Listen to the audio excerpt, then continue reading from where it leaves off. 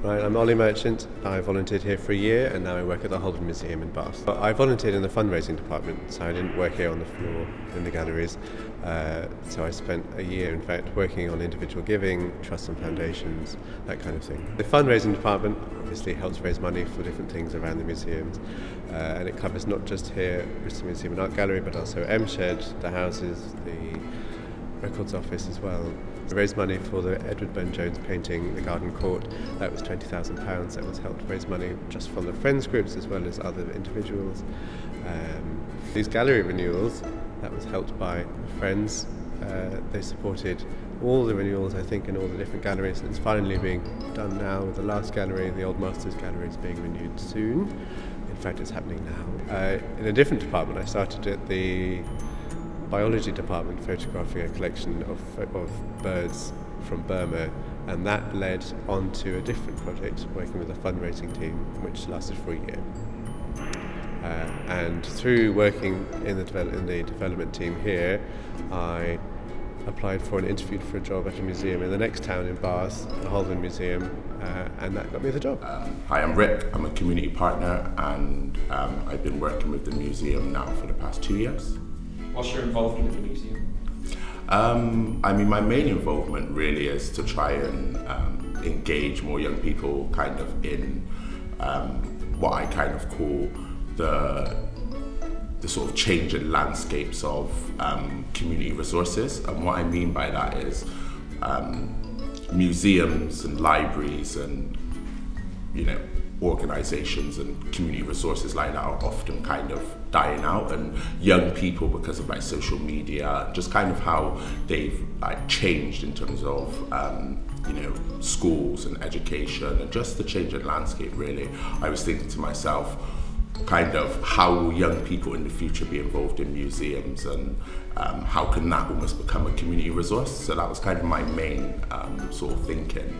And then I heard about the community partners at in the BMAC program, and then I kind of thought I'll get in contact with them, find out what it's really about, and that's when I kind of found out about the Paul Hamlin Foundation. And basically what the Paul Hamlin Foundation is about is really trying to involve community groups in the kind of decision-making processes of the museum. And if you imagine being like a young person, say age 15, what decision-making powers do you really have, like at community level, or even say at school, or just at a political level? So I was thinking, okay, bearing in mind that, working in a museum is a good aspiration for young people, but how do they get there? A really good way to do that would be to kind of show what opportunities were there for young people by kind of getting involved, bringing kind of my experience as a youth worker, and then really trying to kind of map out how young people can kind of be involved in the museums in the future. How long have you been in the museum? I would say it's been about 2 years now. Yeah, I've been here sort of 2 years. Kind of one of the things that I wanted to do was, if you could imagine, you need, if you want to be like a creator or kind of get a career in the museum, generally you have to do 2 degrees. So you have to do kind of your first degree, and then you generally have to do a master's. So if you think about a young person who maybe isn't very academic, what chance have they got in kind of really getting involved in the museum, but they might have that sort of creative spark. So really, I think my involvement has been more advisory, more than kind of trying to kind of bring young people through, just because I think because the museum is going through a transitional period, it would make sense to kind of help to shape that, as opposed to trying to kind of bring young people in at any one given time and try and make it be sort of become tokenistic. All right, thank you, Rick. Hi, my name's Aaron Brett Miller, and I'm a volunteer here at the Natural History Part of the museum.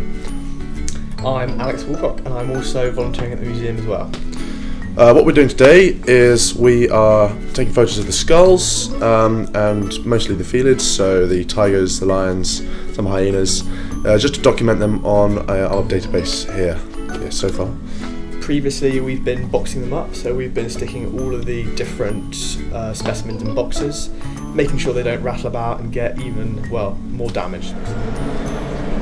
Hello, my name's Kyle Tadawan and I volunteer for the Bristol Museum and Art Gallery, and and in the recent months I'm usually in the Death exhibition, and personally it's been a very interesting experience. It's a very enlightening exhibition, and it brings out a lot of discussion, which is, I believe, is very important. And I find volunteering here is a really good thing for me to do, because I meet a lot of very interesting and very friendly people. Everyone here has a field that they love, that they obviously care for the museum a lot, and I enjoy volunteering here, and working at the Death exhibition has been a very enlightening thing. And with the addition of the Dignitas room, it has brought a very new layer of depth to the whole presentation. So, yeah, it's very good. That's perfect. Thank you very much. Hi there, my name's Arthur. I'm doing a marketing placement here at Bristol Museum. I started initially doing a course with the Creative Youth Network, a curating course, and they put me on through HYPE, which is helping young people into employment, onto the Bristol Museum with a marketing work placement. And since then I've been helping the marketing department doing things like updating events onto their website. So I'll write the copy, which has information about the event, and then add images and make sure it all looks good, which is exactly the sort of thing I'd be doing in a real marketing job. And it's really helped me, with applying for jobs. I actually have some real experience that I can add onto my CV. So it's been a great experience, really. And I've also met a lot of people in the curating world just through working here at the museum. So it's been a fantastic experience. Yeah. Okay, I started volunteering with the museum through the Creative Careers course, which was run by Creative Youth Network. I volunteered with the Death exhibition, and which was, it was a really good experience, and that was an interesting thing for me because death had been something that always meant quite a bit to me. Then I volunteered with the ESOL courses that are now at MShed, and that's been really, really fun. ESOL is English for speakers of other languages, and it was kind of brings in people that maybe have just come into Britain, or asylum seekers, or refugees, and invariably they're on courses that are connected with a city of Bristol, and they learn about Bristol and the history and the people that made up the city. Then I was still connected with Creative Youth Network, and I did a placement with them while I was doing this one alongside ESOL, and I did that for about a month, and I ended up gaining employment with them. I sort of did it as their volunteer admin assistant, and then I was employed sort of part-time as that, which has been fantastic. I've got a lot of experience through doing that. I moved to Bristol in 2003, having lived in London for many years, and I have to say it took me some time to find my feet. And then about 4 years ago I thought, I've got spare time on my hands, what can I do? And I went on the Do It website, which is run for volunteers, and this came up. I thought, how fantastic. And my first volunteering was in this building. It's really exciting to show people some of the things that are in here that they can't normally see. And sometimes you have 2 people, sometimes you have 22 people. But whenever they come round, they always find something that's of interest. So, for example, I'm standing here next to what looks like a very large hat. In the 17th and 18th centuries, Bristol had quite a lot of metalworking. And until the late 1700s, if you wanted to make the tiny pellets of lead that go into a lead shot cartridge, for example, for shooting birds, a small boy sat with a little mould and poured molten lead into the mould, and then took the little balls out and scraped off the bits that stuck out and packed it in a package of paper. And then in the late 1700s, somebody had this brilliant idea that if you took something like a large sieve with little holes in it and poured molten lead through it, the lead would fall in droplets. But you needed 2 things. You needed somewhere to catch it, and you needed a height. So the man in question lived just near here on Redcliffe Hill. The house is gone now. And this was his house. So he built a turret on the top, and he dropped the lead from the top. And better still, if you know that part of Redcliffe, you'll know that the rock underneath has been excavated with caves. So the shot dropped from the top here, down the tower, through his house, through his cellar, down through the caves, and got caught in that big bowl. And that's how they made lead shot. And the last lead shot building built in Bristol is still in existence. It's a concrete building on the riverside near the station. Hello, I'm Sue Thurlow. I'm one of 60 or 70 volunteers who work on a regular basis at M-Shed and on the working exhibits that we have down here on the quayside. I'm standing next to a picture of some of the other volunteers. These guys working on the boats, the historic boats that we've got. This picture is actually part of an exhibition that I helped put together called You Make Bristol.